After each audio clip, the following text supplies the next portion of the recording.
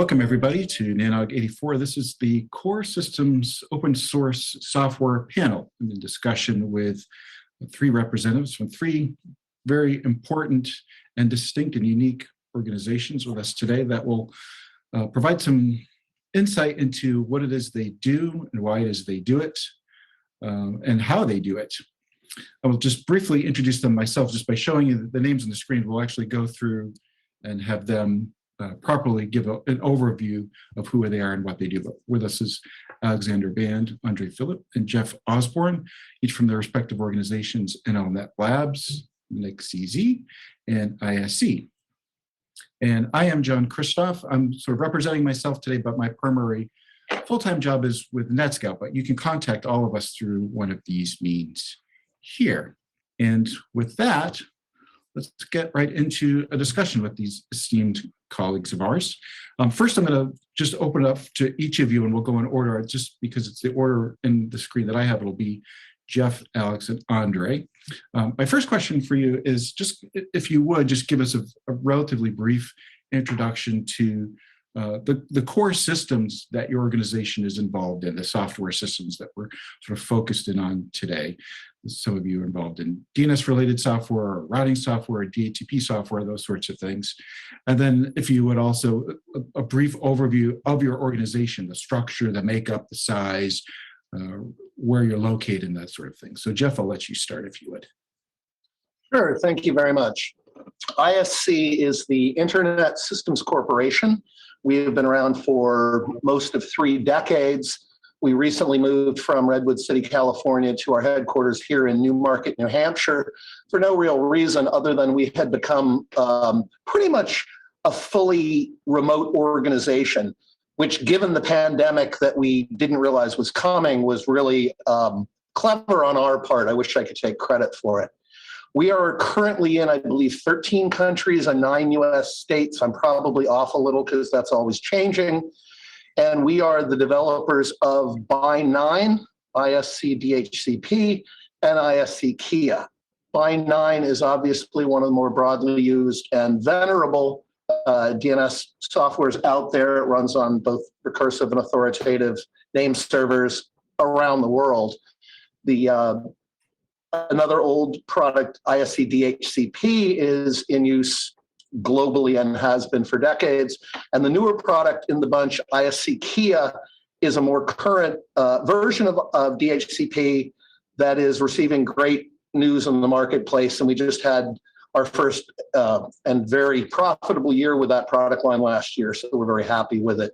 In addition, we operate the root server F and do all of the required things to work with ICANN and the RSAC in the pursuit of that. We're about 38 employees, and we just published our results for last year. We're just under $7 million, and we're very profitable and have a bunch of money in the bank. Very happy about that. So one of the things I like to also get a sense of with each of your organizations, they're somewhat unique in that both the size and the sort of makeup of them. I think you're all reasonably, in some sense, a nonprofit. You work for sort of the betterment of the community, in a sense, the internet community. And so ISC, if I'm not mistaken, operates as a nonprofit, a U.S. federal nonprofit. Is that correct? I can't believe I missed that, but you made me go first, so I didn't get any hints. We are, and have been for decades, a 501c3 charitable organization under IRS regulation and U.S. law. And Alex, if you would go next, please.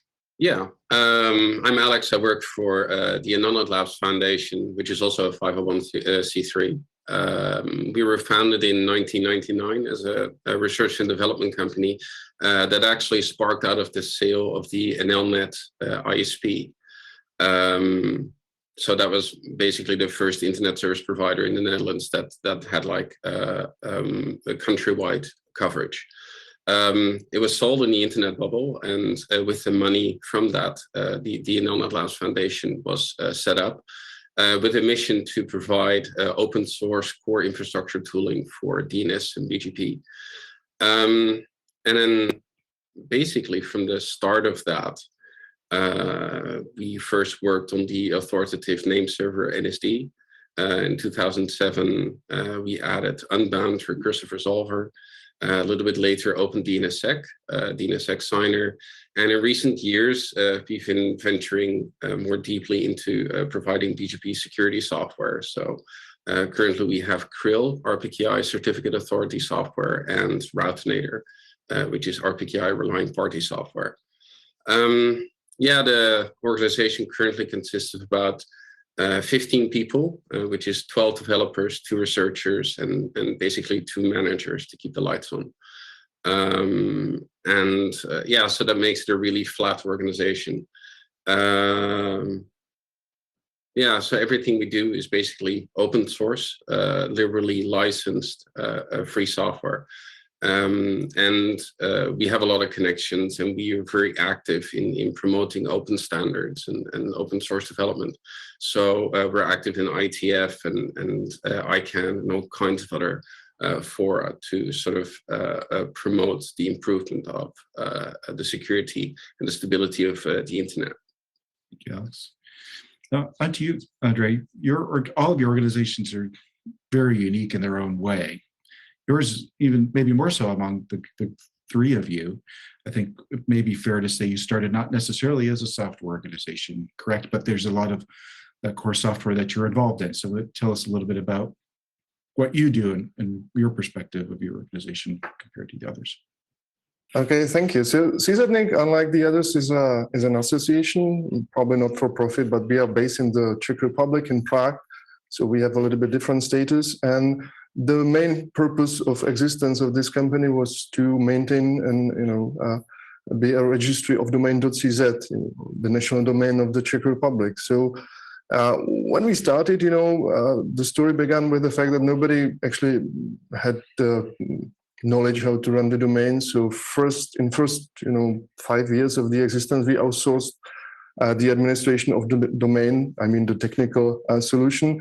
And then, we developed our own system. That was basically the first software development we did. And when we made it, we realized that there might be some other countries, some other TLDs that have the same situation. So the first software we released as an open source was our registry system, which we, by the way, support up to date. And it's used by many countries worldwide, including Latin America, Africa, Asia, and so on. So that was the first software that we released as an open source.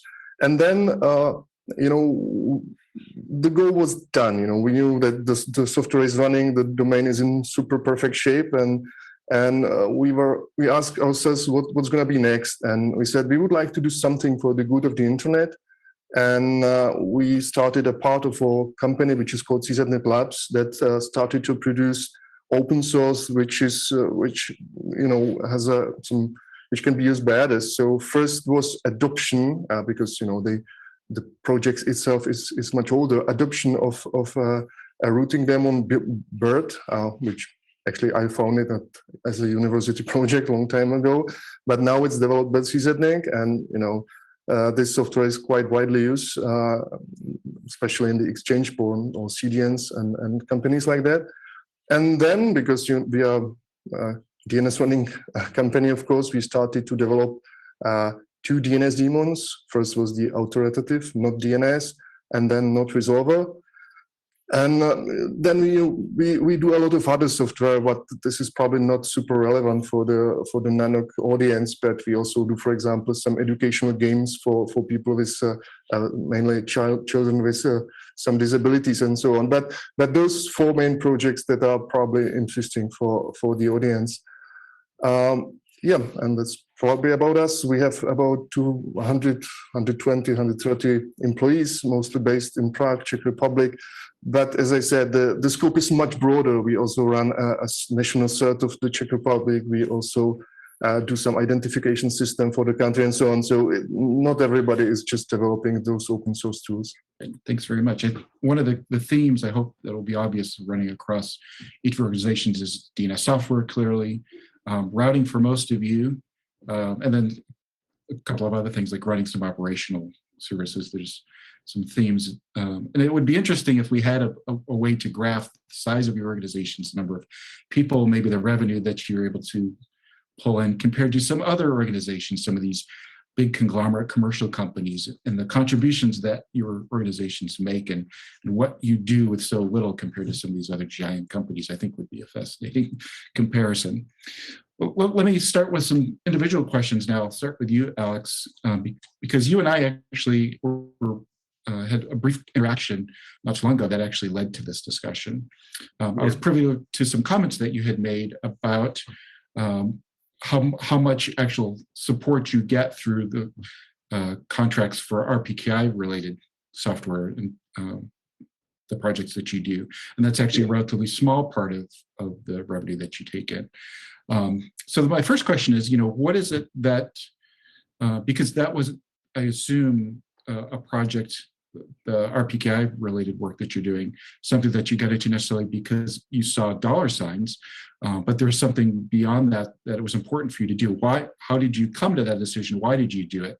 And how do you actually, how does one fund work like that when the money isn't necessarily coming in directly from the projects immediately for that support contracts?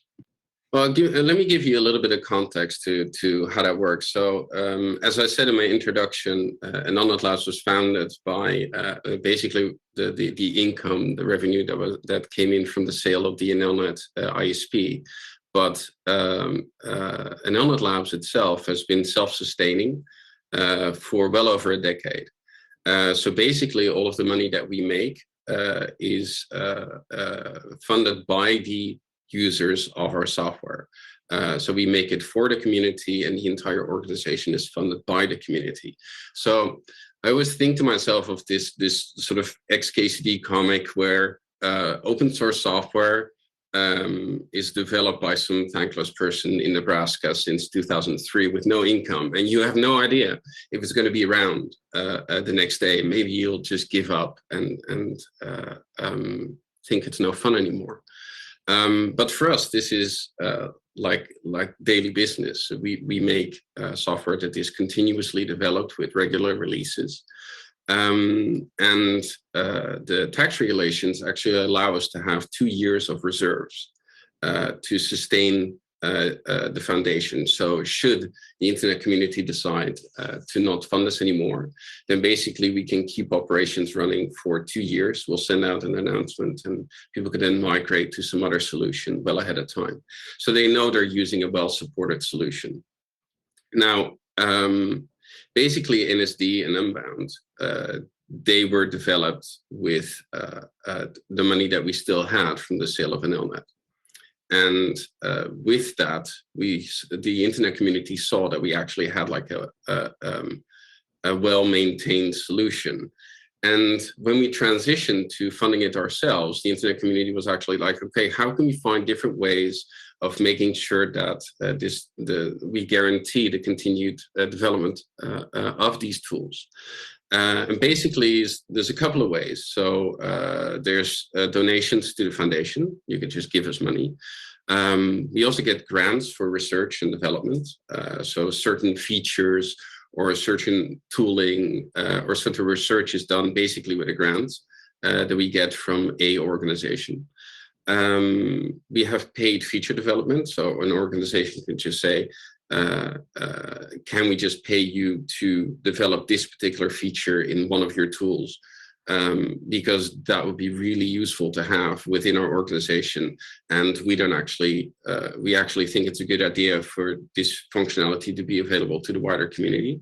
And the last thing that we provide is support contracts. So we really have like SLA support contracts, giving people access to, for example, vulnerability information under an NDA. So we give people information about security leaks, and they get patches before they're made public. And basically, these are the 4 ways that we generate income with which we're able to set up a sustainable revenue to keep going. I think our budget is kind of small. I think it's about 1.8 million, which, with 15 full-time staff is really not that much if you count in like office and all of the other expenses that you would have. Does that answer your question?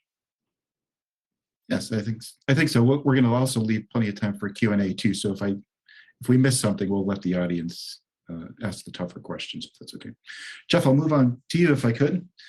One of the interesting things, especially with your organizations, you've had some projects and some, I guess, some other sorts of things affiliated with ISC over the years that have sort of come and gone. There was Bind 10, for instance, is a classic example. DNSORC was part of ISC. Farsight was rolled out of your group. You had a short arrangement with the free range routing project for a time. How do you decide what to do with certain projects, like to shut them down or to transition them? So I imagine it's not always easy, but maybe take us through perhaps an example of how you come to those sorts of decisions. What an interesting question.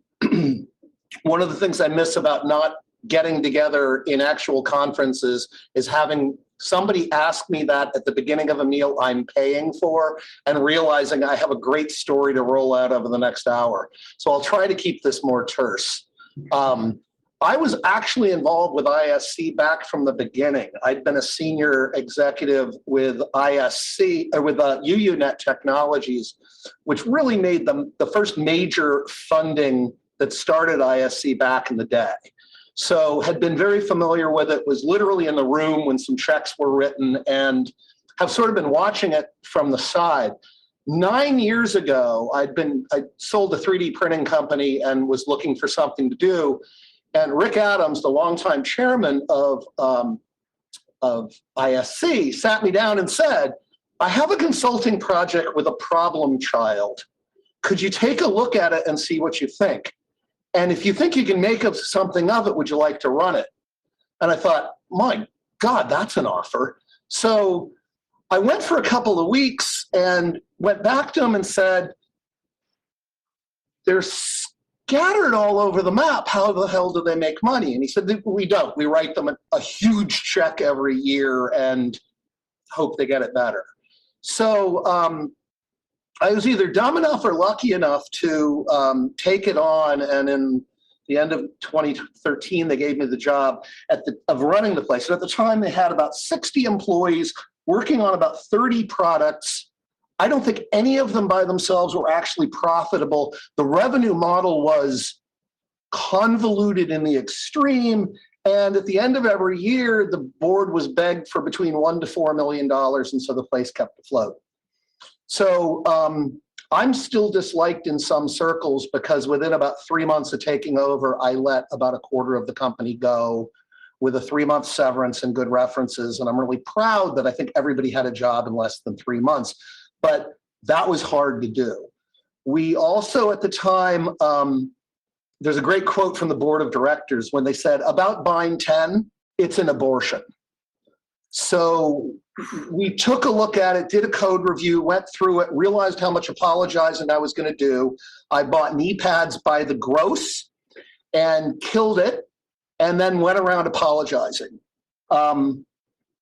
That was a tough year. 60 employees losing $1 to $4 million a year on 30 products, half of which the developers couldn't explain to me just what they were. So by about the end of 2014, we were down to pretty much a core 3 or 4 products. We were in the low 30 employees. We were down from a money losing 8 or 10 million to a money making break even 5 million. And sort of since then, we've just been trying to improve what we're doing.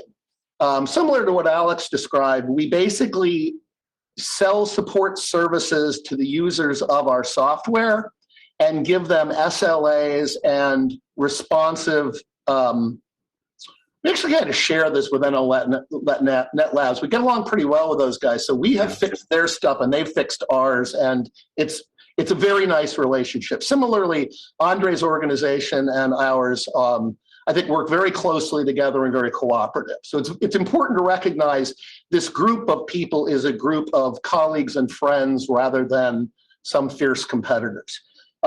So the current situation, again, I'll say, we were so fortunate. We just finished our final results. We did just under $7 million. We literally had a profit of almost $1 million. We stuck it in the bank. We're very proud to have cash reserves of about $4 million. When I came on, we didn't have 2 weeks payroll. We currently have most of a year. So thanks to cooperating with the other people in the business and the kindness and generosity of a lot of big companies and government organizations that are recognizing open source isn't free. And as Alex said, that guy in Nebraska writing that code, somebody needs to take care of him. So at least in the case of Bind, DHCP, Kia, and one of the root servers, we figured out a method where we think we have a sustainable way to pay for it. But we're extremely empathetic to the difficulty of the other organizations doing it. And I think we're strong enough, I would love to adopt some poor bastards doing an open source thing and not quite making it. I would love to pick somebody up and help them make it better. Thanks for that very much, Jeff. I'll tell the audience, hopefully this airs with plenty of time where people actually get to see Jeff. He'll be there in Austin by the time this is presented, and maybe they'll take you up on that offer for that long lunch with some stories. I promise to say nice things about Alex and Andre and their organizations. I'll represent well, guys. Yeah, and thanks for mentioning that we're such good friends. It's nice to see that we can sort of coexist in such a collaborative and friendly way. It's really awesome. Yeah, that's true. Thank you for that.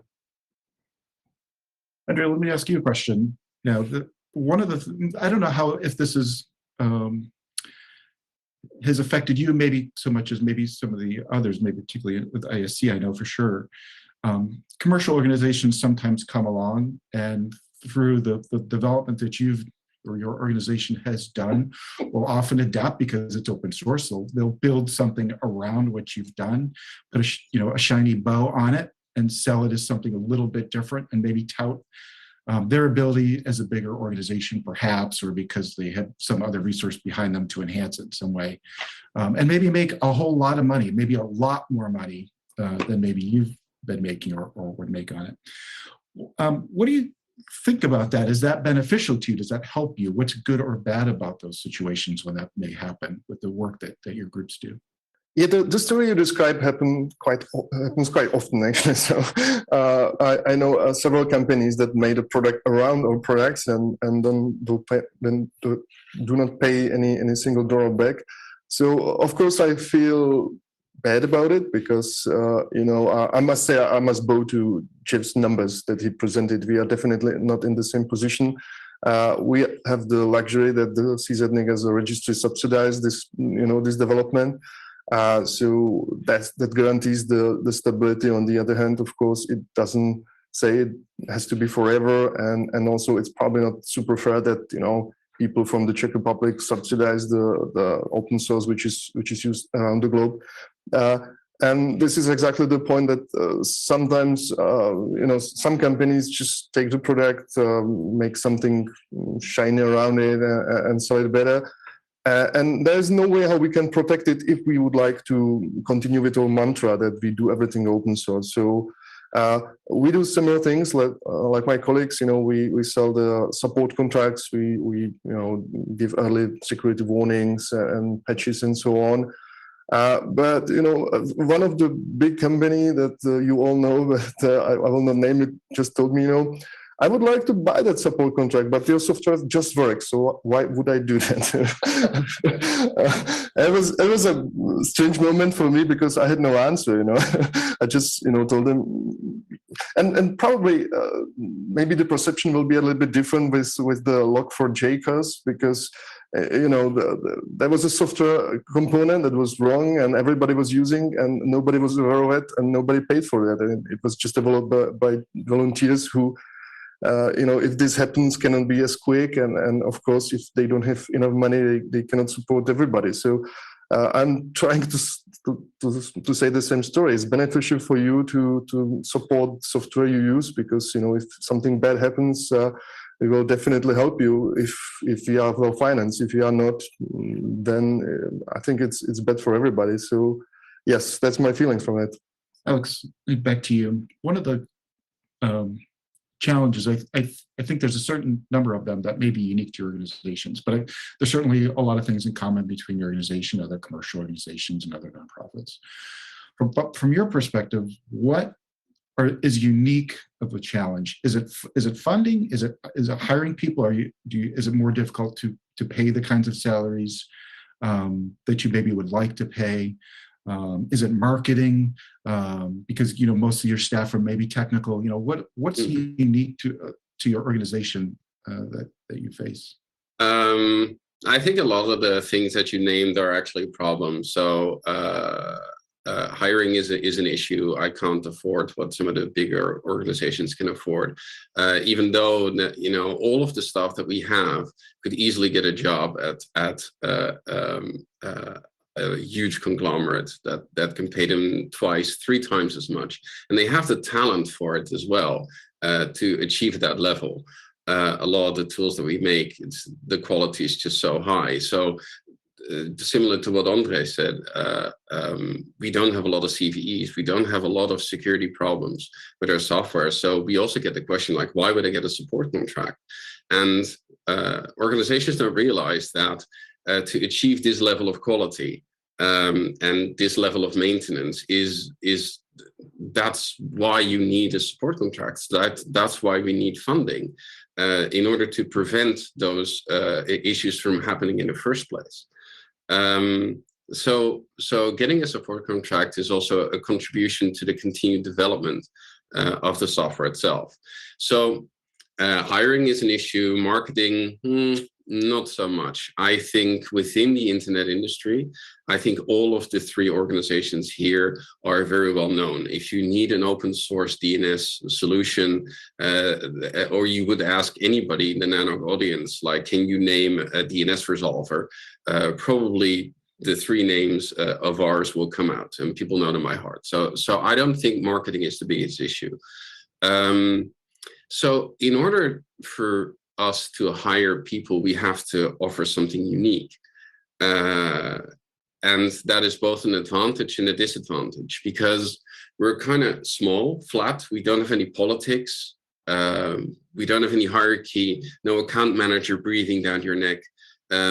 So developers can really just focus on what they're good at and work in an environment that they think is very nice, get to be responsible for their project, even down to sort of naming it, coming up with when you release, what the release name is, which features you build.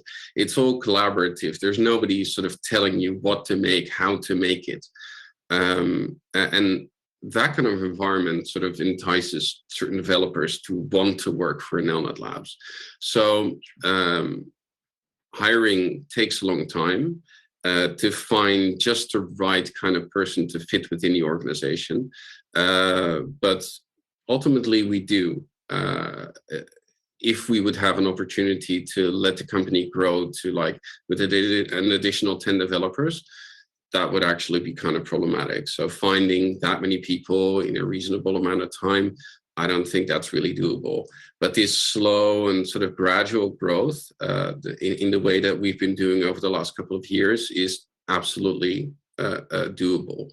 But right now we're with like 15 people. In March, we'll have 16. I don't think that the structure that we have as an organization is really sustainable above like 20, maybe 25.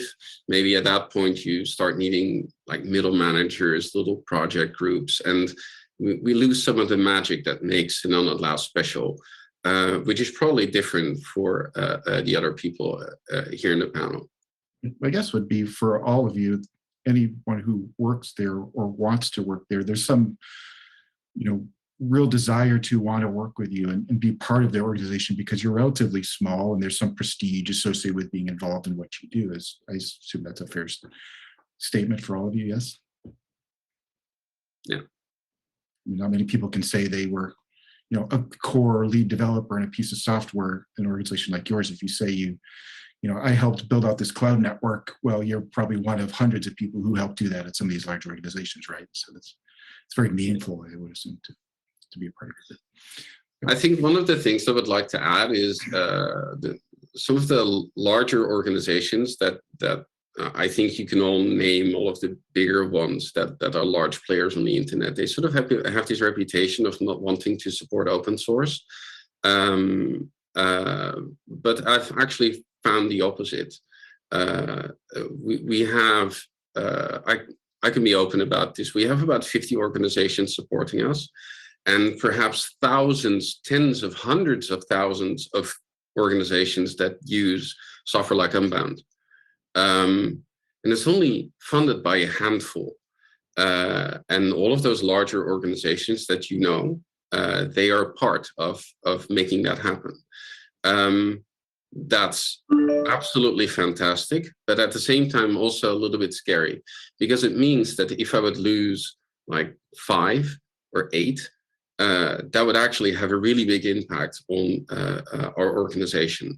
So I think our biggest mission is to not to grow as an organization and not to make a huge amount of money.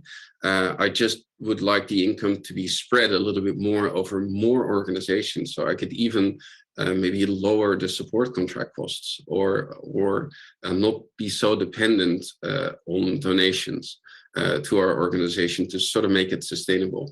And also over the last sort of 5 to 6 years, that's been improving a lot, but it is my biggest concern at this moment. Yeah.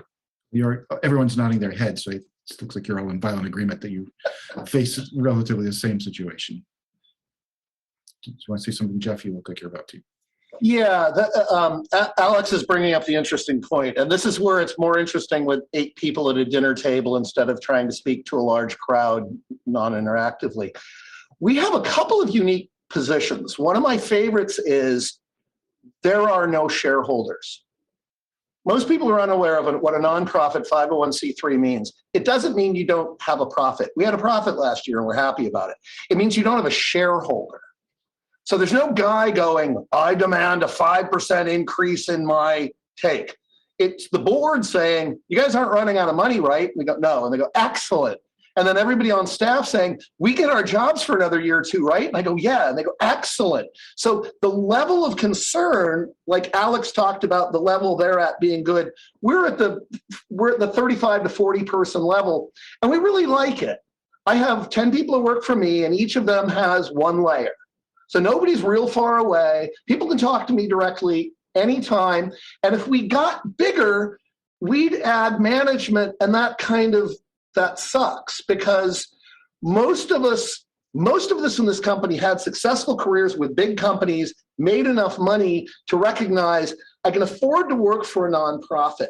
We don't pay poor wages. We really pay pretty well, and I'm happy about it. But at the end of the day, if you've ever worked for a commercial software company, I can remember being told by the president, we're shipping. And I'd say it's not ready, and then you're going to harm people. And they'd say, if you're not ashamed of what you're shipping too late. That doesn't happen at ISC, and it doesn't have to. We're late on 9.18, and the guys are killing themselves going, I wanted to get it out last week. And I keep going, get it right. Doesn't matter. Nobody's going to come from the board and say, how dare you? No venture capital fund is demanding another 8% return. If we, the employees of the company, don't think this is the right thing for the internet, it doesn't matter. And so it's a really nice position to be in, where literally the sole motivation is, let's make enough money that we get paid. And then secondly, let's do the right thing. The third interesting thing Alex pointed out is at one point we believed about 1 million users, not end users, but operators of Bind, and about 102 paying support customers. That is 10,000 to 1. So a consultant will come in and go, how do you get more people using your software? I go, I don't want it. I just want to have 1 out of 9,500 pay me instead of 10,000. And they go, I don't know how to do that. I said, well, thanks. That's what we're working on. So we are improving that. You guys have gotten so much additional stuff. We probably have a slightly reduced installed base, but now we have several hundred people paying us. So it's a yield question. And the yield one is fun because it's not use my software. It's you're using my software. Well, I'll say, don't be a dick. I mean, basically, that the sales pitch is just don't be a dick. Let's be nice. And to the degree that you're supporting something you use, it's good. The one other plug I'd say is we changed to an MPL 2.0 license about 4 years ago, and I think it helped because we were previously in a BDSD derivative called the ISC license. And I guess, Andre, you guys are more of a GPL, but the fact that our license means you can change it and improve it if you're an OEM, but you owe it back to the world, or as literally Richard Stallman came up with in like 86, hey, get an exception license, pay a bunch of money, and it's exclusively yours. But you're paying a bunch of money to the developers. Seems legit to me. So for people who haven't moved to it yet, the MPL 2.0 license really can be a very valuable thing, and I think it keeps absolutely the core concept of open source alive. It just gives you a little more flexibility. Maybe to follow up on that, I'll direct this at you, Andre, but it's not specifically to you. It's just your turn. Because of the way you operate all your organizations in more of the open source realm, as opposed to companies whose code tend to be proprietary, not really accessible to anyone to look at, modify, or adapt. Do you find between your organizations you're able to take or examine one of your colleagues' software, Alex or Jess, for instance, and say, that's a pretty good idea, or that's a neat trick, or do your developers actually kind of creatively borrow things from each other back and forth, or does that not happen maybe as much as we might expect?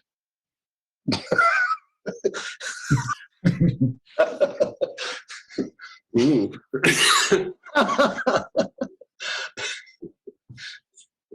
I hit a nerve here, maybe. If you're talking, you're on mute. Yeah, sorry. I was just thinking, what was really the question? If you can, stop it for a while. Well, and maybe this is to all of you. I mean, because the nature of your software is open source, everyone can see it, and people do adapt it. But between your organizations, for instance, you all have DNS software.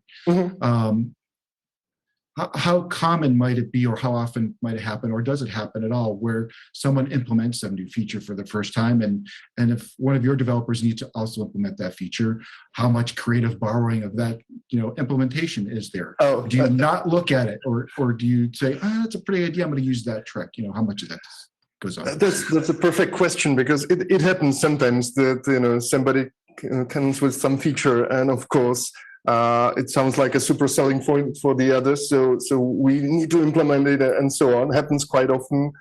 I think especially the kind of race of between of the speed between those implementation and so on. So yeah, happens quite often. But honestly, we are quite religious in this, so we definitely do not look into the other's code. We try to avoid it, because that's very dangerous. I always say to people, if you build something and you will just on all software, try the others, because make it heterogeneous, because it's very dangerous to build software just on one single software. In DNS Word, it's much better, but for example, with BERT, the problem is that now the super majority of exchange point use BERT as a road server. And there is usually no alternative, especially those big guys, they just use BERT. So, and I always say that's a very dangerous situation. We really need to have a second usable implementation of BGP, and that's a problem. So, yes, we are inspired by the others, that's for sure. We very closely look at them. We even sometimes meet, or at least when the world was normal, we were used to meet and we discussed. But we really try to avoid stealing the code and even read the other's code. Because that's very dangerous. There was a lot of examples in the history when code was shared and then a single bug just destroyed everything. So we really strictly avoid this. Trust me or not, that's true. I have every reason to trust you. That's actually interesting that they do make some concerted effort. It's as tempting as it may be that you do appreciate the heterogeneity among different implementations. But the truth is that sometimes the developers circulate. So, some people work for organization, now work in ISC and so on. So it's not exactly strict, but I hope if a guy comes to a new code base that he doesn't use the code he had in the previous job, which is obvious again. So yeah, I think we are quite strict. All organizations, I assume, we are quite strict in that. Yeah, it's almost like an honor thing. Where you don't want to look at the other person's code. You want to look at the specification, you want to look at the standard and do your own implementation. And this is also where the diversity comes from. Everybody was concerned about the monoculture of certain software implementations. It's actually one of the reasons that we started with NSD, because at the time in the 90s, you really only had bind 8.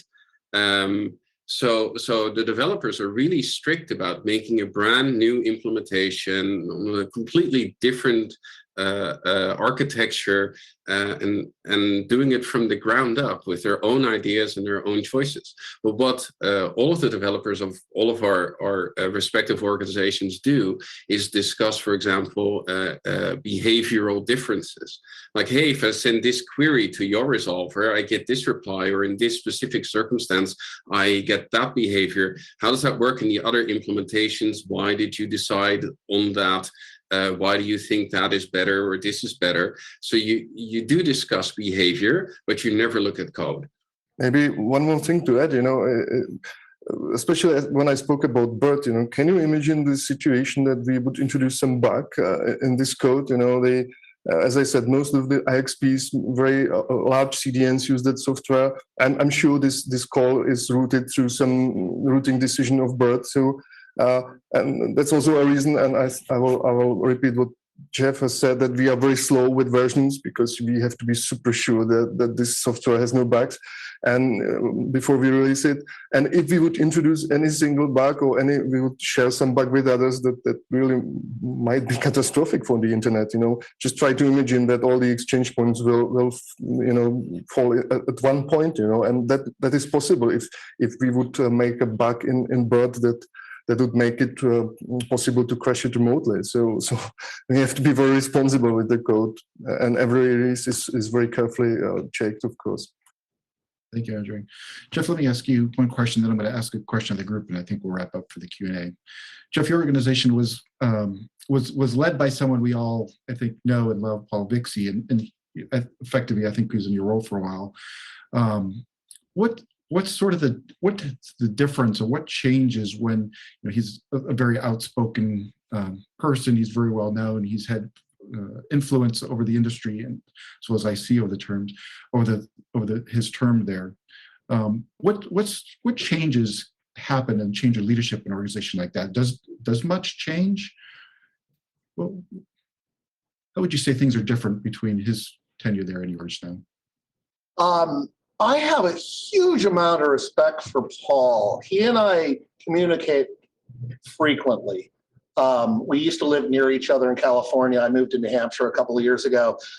We tend to sit next to each other in the various RSAC meetings because he represents Cogent and I represent ISC. So what didn't happen, though, is Paul and I didn't overlap.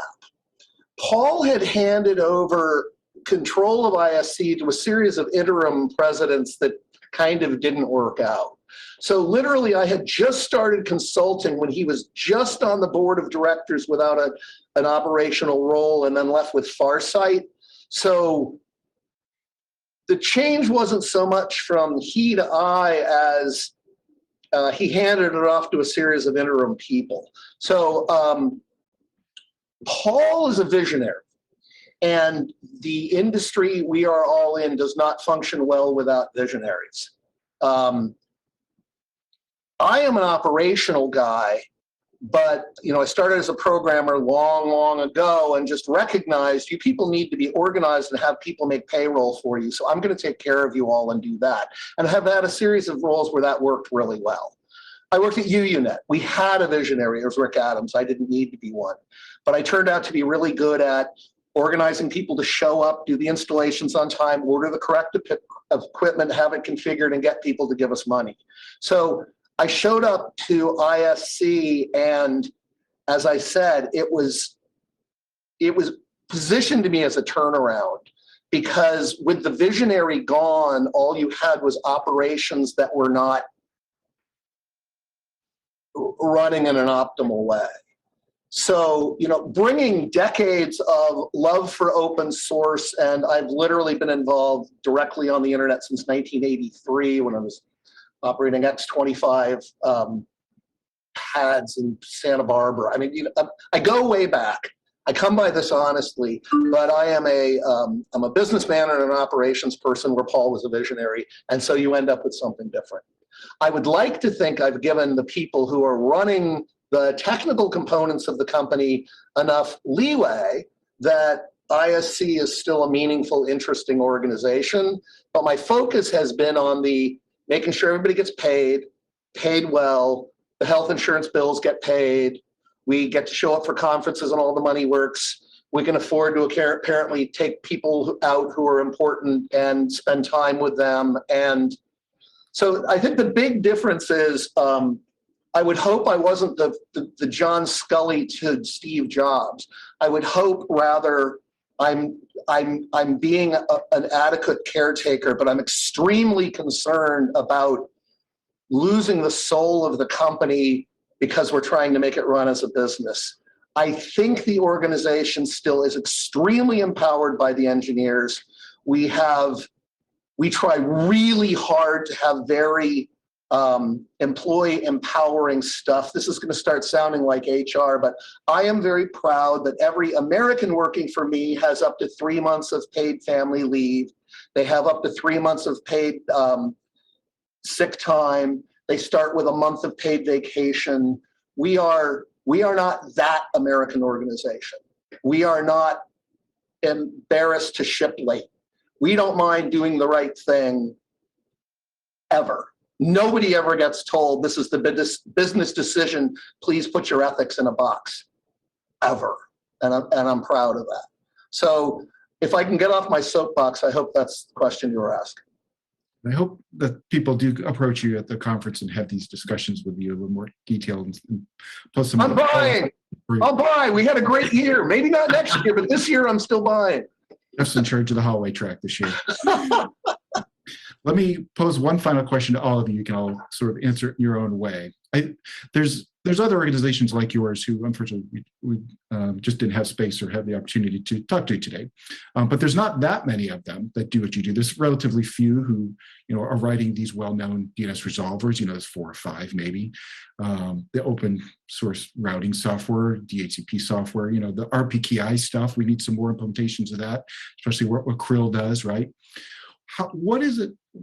What would you tell people, or how would you advise people if they're an IRR, for instance, or some registry perhaps maybe is a good organization to get involved in this sort of stuff? If people want to get involved and do what you do, what advice would you have for them? How would they start? What were some things they need to look at to consider doing what you do? So I'll start with you, Alex, and then Audrey, then Jeff. I would say, but that's also because I'm a product guy, focus on the product, make it really, really great. I mean, if I look at what we did with Krill and Routinator in the RPKI space, to a large degree, it is built on the legacy and the reputation of Nelnet Labs and what NSD and Unbound have brought to the organization. So the fact that we made a brand new package and a brand new programming language with no track record at all is largely thanks to the legacy of Nelnet Labs. The people go like, okay, so they make it, and that made a huge difference. And the point I'm trying to make is that that reputation for quality, dedication is absolutely paramount, because at the end of the day, the reason that we don't need a marketing department is because all of our products speak for themselves. If you try them out, you read the documentation, you install it, you use it, you go like, hey, this actually works really well. This is really good stuff. And then people tell their peers about it. And all of a sudden people start giving a presentation about it, and it just works by itself. So focusing on making something that's absolutely awesome.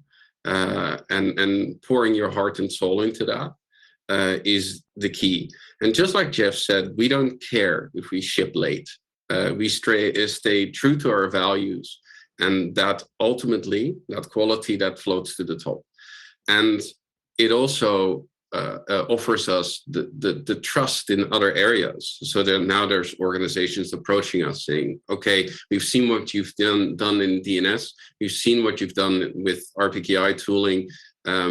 We're facing these particular problems. Do you want to collaborate, or do you want to work on a new project, or would you feel like venturing into a new area? And that is all because of a relentless focus on quality software. You know, if I may add to that, I think before you start a project, think what do you want to achieve.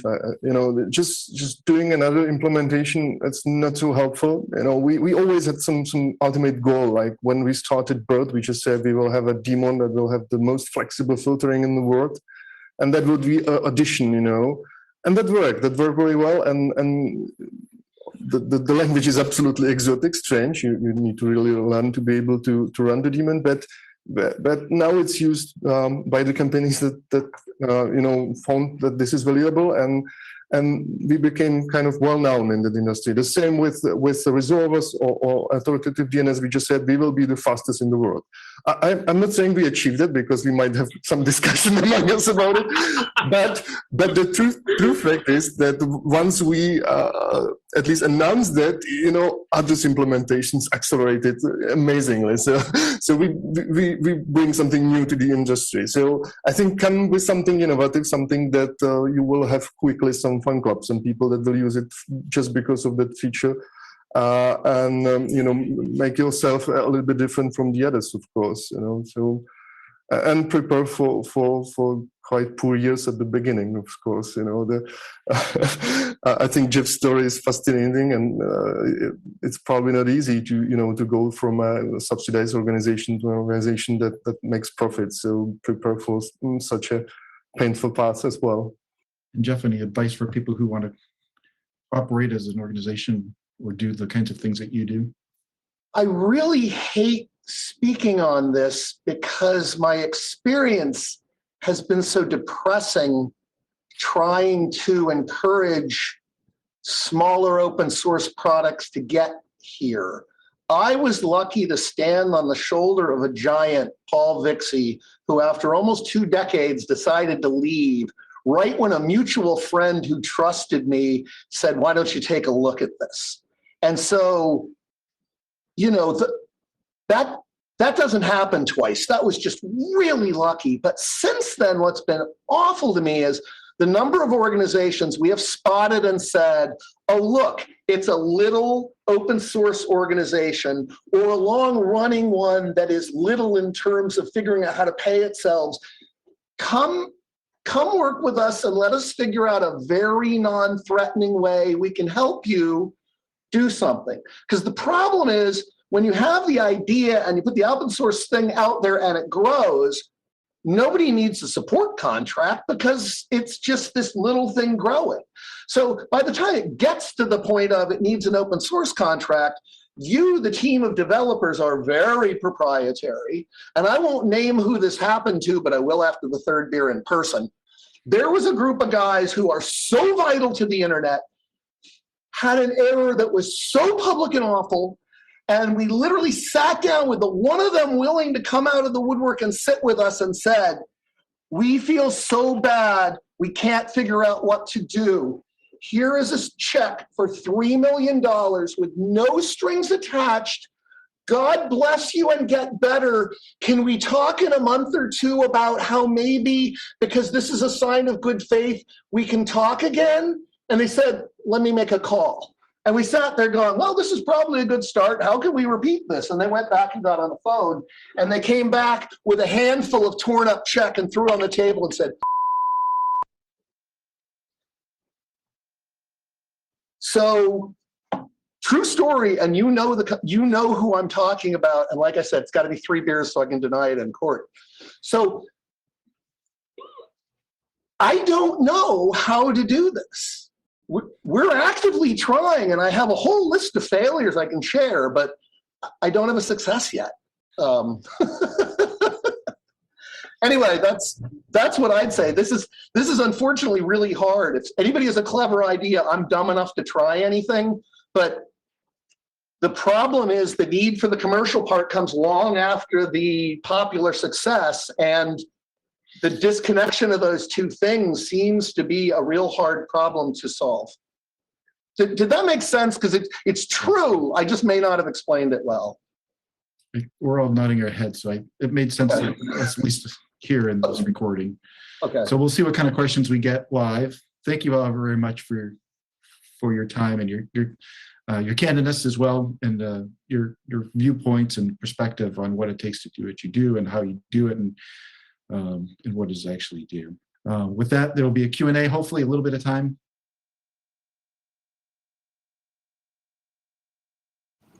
Thanks for that. We do have quite a few questions on the online chat. Any questions in the room? Anybody? If you have a question, feel free to walk up to the microphone. So not seeing any questions in the room, let's start with the online. We have Jeff here on stage. John, Alex, and Andre are with us remotely. So first question, this is from Matthew Petak. Jeff, your presentation makes the future of software projects at ISC sound relatively fragile. Should service providers be concerned or wary of the next cycle of knee pads and cuts, putting in another core piece of software like ISC, DHCP, or Bind on the chopping block? Or would ISC be willing to transfer the code base to a commercial entity to keep it alive for the rest of the service provider community, even if ISC can't continue to develop it going forward? Before I answer, I'd like to thank the AV guys for beeping the F-bomb. I appreciate it. That is the question kind of shocks me. That's really not the takeaway I would have expected. This was a case where an open source organization was failing to succeed at a business and yet being given big checks because we have really deep pockets. So that's almost a decade ago. We are in a really strong position now. So I suspect we're going to be around I've signed on for another 10 years because they asked me to. I expect to be in a very strong position for at least that long. I think that the message is not that open source needs to become commercial or something, but just organizations like the ones you all belong to use a lot of open source, and the big number is 1 out of 10,000 paying for it. Because you can't get an ROI that says paying for either Unbound or Not or Bind or any of the other products you use, it doesn't have a direct ROI. But if these become unsupported products and fail, that's a problem. And I think these 3 organizations are relatively strong, although we still need your help. But there are lots of things out there. I can't believe NTP still exists. I mean, there are things that need to be funded better, and everybody in this room has a lot of pull in their organization. It would be interesting to start a discussion with people who can write purchase orders and say, open source is a vital part of us doing business. Why aren't we supporting it? Thank you for that. Okay, next question comes online from Patrick Gilmore. When you ask organizations to support you, have they ever offered to loan you a developer for 6 months or a year instead of money? And if they did, would you take the offer? And this is a question for all the panelists. Who wants to go first? Somebody else take it and talk. Yeah, I'll go first. Go ahead. That is, I've never had that question. That's absolutely yes. In fact, I had a meeting last Friday with an open source developer who maintains a project in his spare time, who is employed by a big organization. And I immediately thought of that example. I was like, if they could loan that. Do you want me to try to fill in? Yeah, you can go ahead. Oh, we're back. We're back. Excellent. All right. Alexander, I not sure exactly where we accidentally cut you off, but you were in mid-answer, I believe. Yeah. Oh, yeah, but the short answer is basically nobody's ever offered that, and I would absolutely consider that. If it's somebody with the right profile and who is currently employed by a big company and they do like an open source project in their spare time, and they can do that full time and then they'll not last for a year and work together with our team, that'd be absolutely fantastic. All right, thank you. Andre, would you like to answer? So I'm not sure if my answer was heard, so I hope I'm not confused, but just to this point, you know, that we provided some developers to ISC in long time ago when the situation was probably not as shiny as Jeff is presenting today. So we never took some developers from outside, but that's an interesting idea. And of course, you know, I would like to explore every possible path to improve my software. So sure, why not? But never happened to us. But on the other hand, we provided some developers in the past to the others. Okay. And Jeff. We've never been offered it either. It's a fascinating idea. If it was for 2 weeks, it doesn't help because the ramp time is pretty considerable. But getting a developer for a year, that's a fascinating idea. All right. Well, thank you. Next question in the online queue, seeing no one in the room. This question is from Blake Willis. The energy behind FOSS in meetings like NANOG and RIPE is fantastic to see, and it's growing. Do you think there's enough momentum here to start an annual non-large corporation open source networking conference? By the way, I've been to ONS a few times, and it's not that. Who wants to, do we lose the Zoom again? There we go. Maybe not. Great, No? thanks. Okay, feel free to start. Yeah, so the only conference I know of is FOSDEM, which is held annually in Belgium, which is exactly that. It focuses on open source development with all kinds of open source organizations and part-time developers who come together at a giant conference and discuss these things. So FOSDEM. Okay. Anybody, any other panelists like to add any more color to that? All right then. Did I? Oh, you're right. I did miss Tony's question. Apologies. For the panel, what metrics should an enterprise look for about the OSS developers to help that enterprise assess risks? Who wants to go first?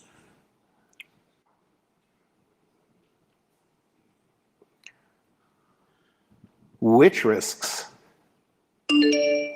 I'm gonna.